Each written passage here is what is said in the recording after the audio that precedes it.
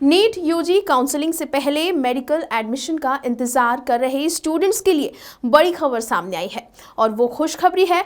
दरअसल सरकार इसी साल से एमबीबीएस की पढ़ाई हिंदी में शुरू करने जा रही है और आपको बता दूं कि ये ऐलान गृह मंत्री अमित शाह ने किया है। गांधीनगर में गुजरात टेक्नोलॉजिकल यूनिवर्सिटी जीटीयू के नए कैंपस के शिलान्यास के दौरान अमित शाह ने ये जानकारी दी है। इसके साथ ही गृह मंत्री अमित शाह ने ये भी बताया कि हिंदी में एमबीबीएस कराने के पीछे सरकार का मकसद आखिर क्या है। नमस्कार, मेरा नाम काजल है और आप देखना शुरू कर चुके हैं इक्वालिटी न्यूज़। और अगर आपने हमारे चैनल को अब तक सब्सक्राइब नहीं किया है तो तुरंत कर ले। जाहिर है कि नीट काउंसलिंग 2022 के जरिए एडमिशन पाने वाले स्टूडेंट्स को ये भी विकल्प मिलेगा। वही राष्ट्रीय शिक्षा नीति 2020 की बात करते हुए अमित शाह ने ये भी कहा कि इस साल 16 अक्टूबर से छत्तीसगढ़ बिलासपुर की अटल बिहारी वाजपेयी यूनिवर्सिटी में एमबीबीएस की पढ़ाई हिंदी में कराई जाएगी।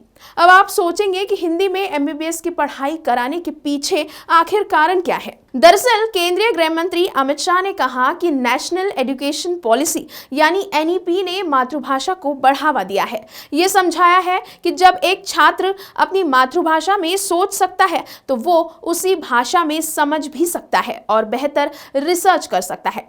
वही अमित शाह ने आगे कहा कि कुछ लोगों को ये अजीब लग सकता है, लेकिन मैं ये बात दोहराना चाहता हूँ कि जब स्टूडेंट्स अपनी मातृभाषा में सोच, बोल और पढ़ सकते हैं तो वो इसमें बेहतर शोध भी तो कर सकते हैं। उन्होंने आगे ये भी कहा कि रट्टा मारकर सीखी गई चीज में वो बात नहीं आ पाती है। यही कारण है कि अटल बिहारी वाजपेयी यूनिवर्सिटी में एमबीबीएस का पहला सेमेस्टर पूरी तरह से हिंदी में होगा। विद्यार्थी जब अपनी भाषा में सोचता है तभी वो अनुसंधान अच्छे से कर सकता है, क्योंकि सोचने की उसकी नैसर्गिक शक्ति अपनी भाषा से उसको प्राप्त होती है। इसकी दिमाग की शक्ति को अनेक गुना अपनी भाषा में जब विद्यार्थी सोचता है तो अनेक गुना दिमाग की शक्ति को बढ़ाता है। इसी तरह कॉमन यूनिवर्सिटी एंट्रेंस टेस्ट को 13 भाषाओं में हम ले रहे हैं और इंजीनियरिंग कॉलेजों में हिंदी, तमिल, कन्नड़, तेलुगु, मराठी, बंगाली और गुजराती में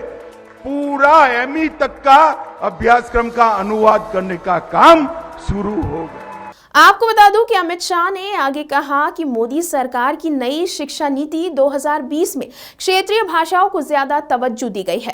उन्होंने कहा कि जब कोई छात्र अपनी मातृभाषा में सोचता है तो वो बेहतर तरीके से समझता है और रिसर्च कर सकता है। यही वजह है कि जेईई मेंस और नीट जैसी एंट्रेंस परीक्षाओं को 12 क्षेत्रीय भाषाओं और common university entrance test CUET को 13 भाषाओं में लिया जा रहा है।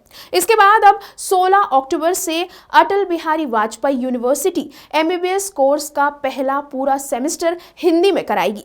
साथ ही अमित शाह ने आगे ये भी कहा कि प्रधानमंत्री नरेंद्र मोदी ने $5 ट्रिलियन की अर्थव्यवस्था बनाने का लक्ष्य भी रखा है। लक्ष्य पूरा होने पर इसका फायदा युवाओं को होगा और उन्हें इससे और अवसर मिलेंगे। अब इस विषय पर आखिर आपकी क्या राय है, हमारे साथ कमेंट बॉक्स में जरूर शेयर करें। अभी के लिए इतना ही, फिर होगी आपसे मुलाकात। तब तक के लिए आप देखते रहिए इक्वालिटी न्यूज़। खबरों को और भी विस्तार से देखने के लिए आज ही हमारे फेसबुक पेज को लाइक और फॉलो करना ना भूलें। साथ ही हमारे यूट्यूब चैनल को सब्सक्राइब करें।